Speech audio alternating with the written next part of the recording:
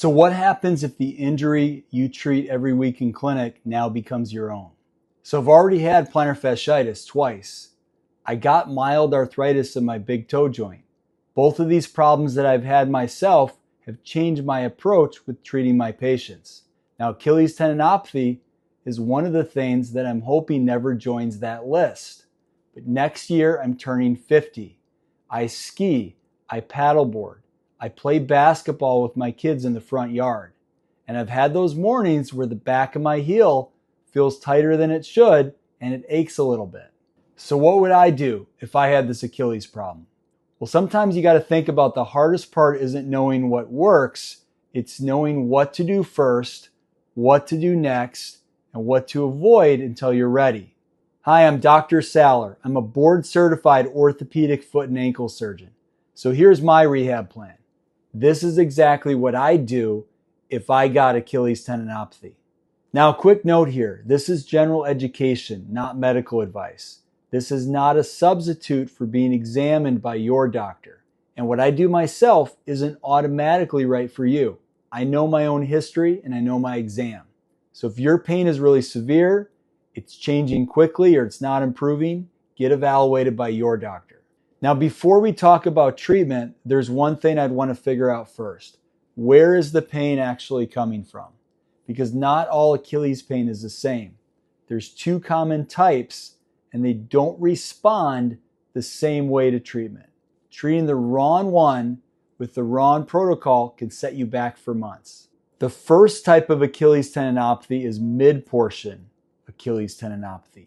This is pain at the body of the tendon, usually 2 to 6 centimeters above where it attaches into the heel bone. If you're an active adult, this is the type you're most likely going to have, and it's the type that most of the research is based on. The second is insertional Achilles tendinopathy. This is pain right where the tendon attaches into the heel bone. This one plays by a different set of rules. When you push that ankle into a deep stretch, that tendon isn't just being pulled, it's also being compressed against the heel bone. That compression becomes part of the problem. So this means that some of the classic exercises that can work really well for mid-portion Achilles tendinopathy can actually work against you if your pain is at the insertion. So before I'd start any exercises, I'd spend about 30 seconds trying to figure out where the pain actually is.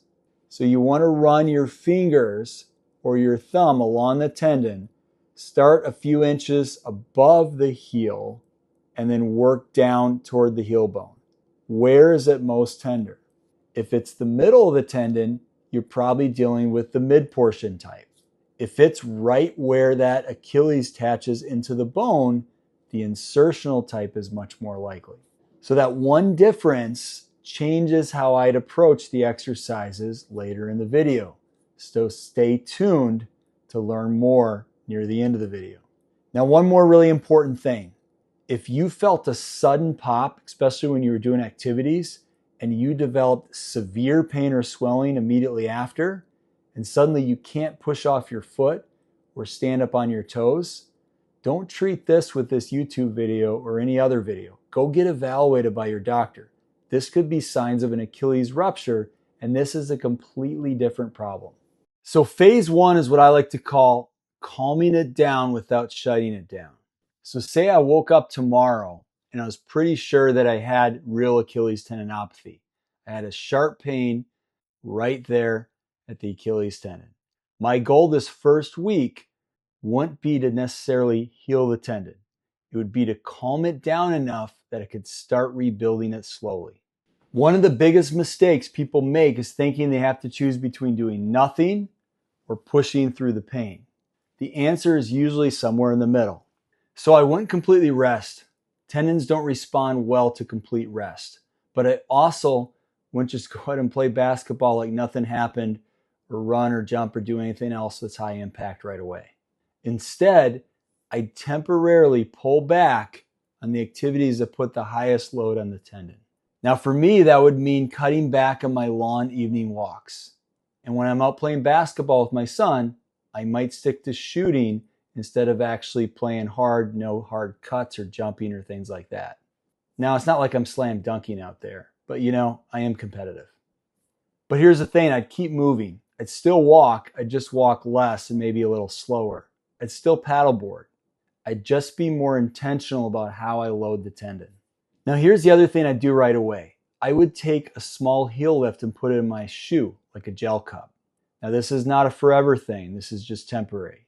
The heel lift slightly shortens the Achilles, reducing the tension going through it while things settle. Think of it like loosening the strings on a guitar that's being pulled too tight. You're not fixing the problem. You're reducing the strain long enough so you can start rebuilding that tendon. Now, I'd use it for a couple of weeks and then I'd wean out of it as symptoms improve. The last thing I'd start in this phase is isometric loading. These are sustained holds. You get into the position and you stay there. So I'd stand on both feet, I'd rise up on my toes and hold it for about 30 to 45 seconds. Now, you've probably heard that isometrics are great for relieving tendon pain. That finding actually comes from research on the knee dealing with patellar tendonitis. When researchers tested this on the Achilles tendon, they didn't necessarily find the same consistent pain relief that's seen with patellar tendonitis strengthening programs. So when you do these isometric exercises, I wouldn't expect the pain to just disappear.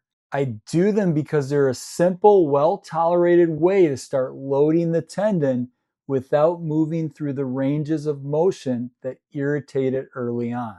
So the isometrics are like a bridge between resting the tendon too much and asking for more than the tendon is ready for yet. Now, once the pain settled down and I could do these isometrics without making things worse, here's the next part that I want you to understand. Feeling better isn't the same as having a stronger tendon. Pain improves long before the tendon rebuilds its capacity. That's why so many people feel great after just a few weeks. They jump right back into everything and end up right back where they started. This next phase is how I'd prevent that. So there are actually two programs with the strongest evidence behind them in strengthening the Achilles to really bulletproof it. There's the classic Alfredson eccentric heel drop program and the other, which researchers call heavy slow resistance. This is heavier weight, slower reps, fewer sessions. Well, you know what the encouraging part is? When researchers compare these two head to head, they perform about the same. So I really wouldn't spend too much time worrying about which is best. I'd pick the one I'd actually stick with. For me, that would probably be the heavier weight version. Not because it's superior, but because it's easier to fit into real life. Several sessions a week instead of twice a day every day. So here's what that looked like. For mid portion, I'd stand at the edge of a step. I'd rise up on both feet. I'd shift my weight to the painful side and then lower slowly over about 3 seconds. Controlled, no bouncing, no dropping. Both feet to come back up and then repeat. 3 sets of about 15. As this got easier, I'd add resistance, a backpack with a few books, then more weight over time.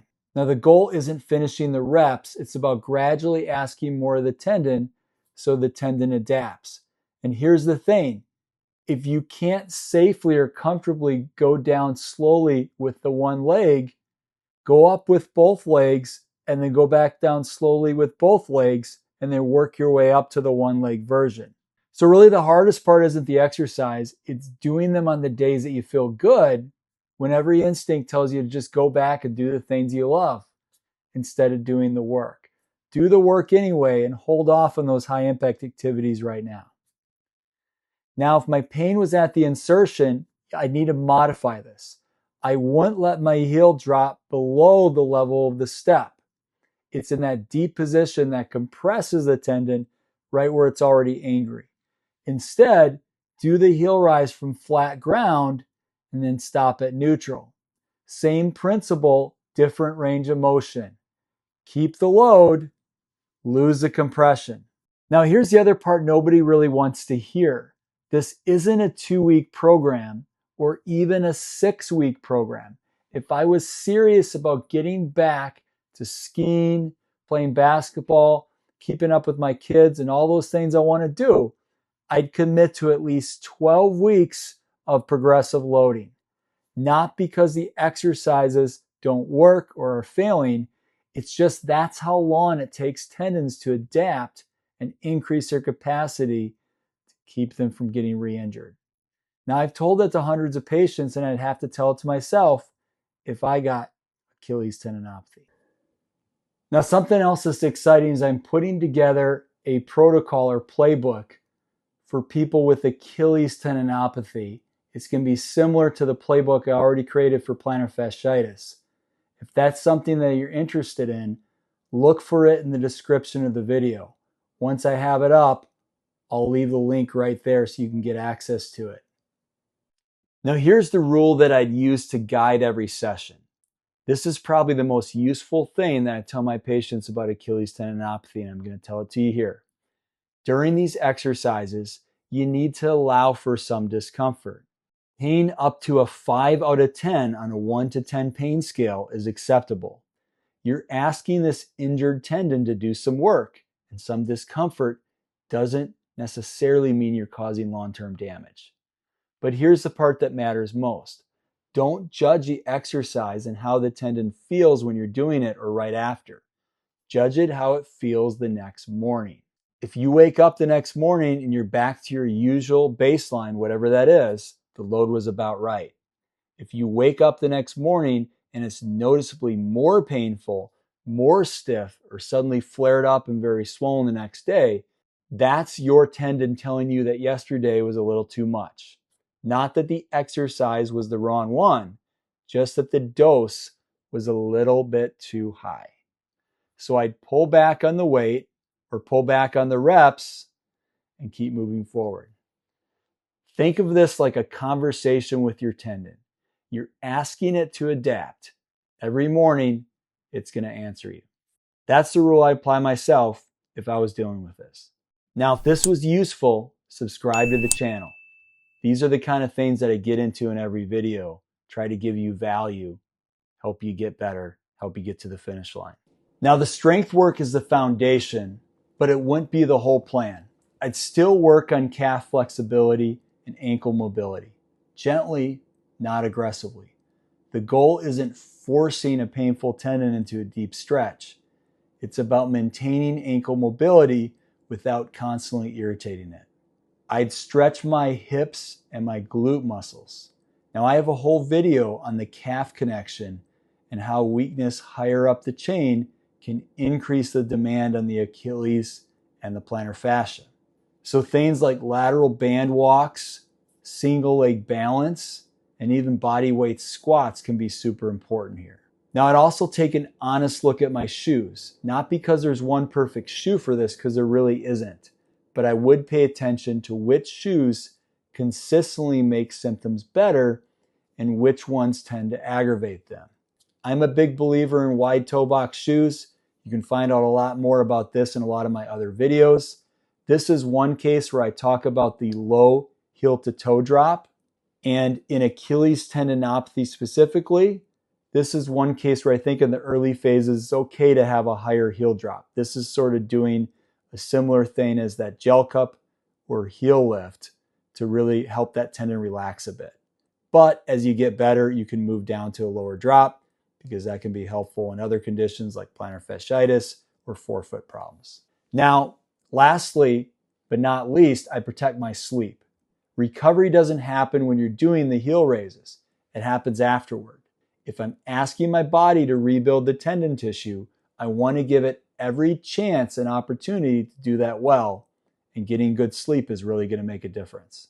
Now, if I was doing all these things consistently for about 12 weeks and I really wasn't making any meaningful progress, that's where I'd want to be evaluated by a doc. This might mean the doctor is going to get some imaging, like an ultrasound or an MRI, just to get a better understanding of what's happening on the inside of that tendon and where it inserts into the bone. There also may be some kind of second line treatments that are non-surgical that are helpful for the right patient. Things like shockwave, PRP injections, other types of injections. These may have a role after a well-executed rehab plan hasn't been enough. The right choice on these depends on the patient, and that's really a conversation you want to have with your own doctor on the pros and cons. Now, surgery would be my last resort, but certain surgeries can absolutely be the right answer for the right patient, but there is a significant recovery, and I want to know that I've really given conservative treatment every reasonable chance first before I'd have the discussion about surgery with my doc. So that's my plan. I can't control if this ever happens to me completely, but I can control how I respond to it if it does. You got to respect the biology, do the work, and don't confuse being better with being ready. I'll see you in the next video.